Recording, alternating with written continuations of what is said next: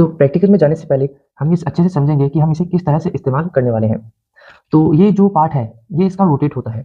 इसको रोटेट करके हम इसे कहीं भी 0 पे सेट कर सकते हैं।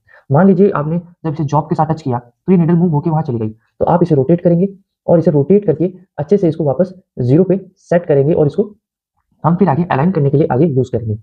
नेक्स्ट इसका ये जो पार्ट होता है ये एंविल, ये पार्ट इसको जॉब को टच करेगा और ये जो मूवमेंट होगी इस मूवमेंट के थ्रू हम इसको अलाइन करेंगे और जब तक ये मूवमेंट 0 पे इस तरह से सेट नहीं होगी, जॉब को रोटेट करने पर भी ये नीडल 0 पे फिक्स नहीं होगी, तब तक वर्कपीस अच्छे से अलाइन नहीं होगा।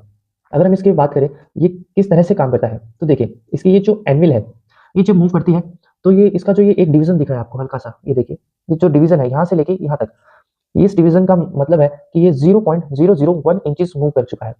ये इंचेस के अंदर वर्क करता है, तो इसको हम इंचेस के अकॉर्डिंग ही मेज़र करेंगे और अगर ये पूरा एक चक्कर इस तरह से यूँ काट जाए, तो इसका मतलब होता है कि ये 0.01 इंचेस मूव कर चुका है।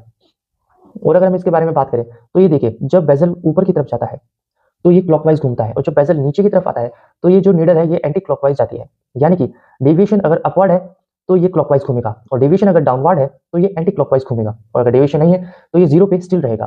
तो ये इसका बेसिक प्रिंसिपल है और हम इसे वर्कशॉप में यूज़ करेंगे।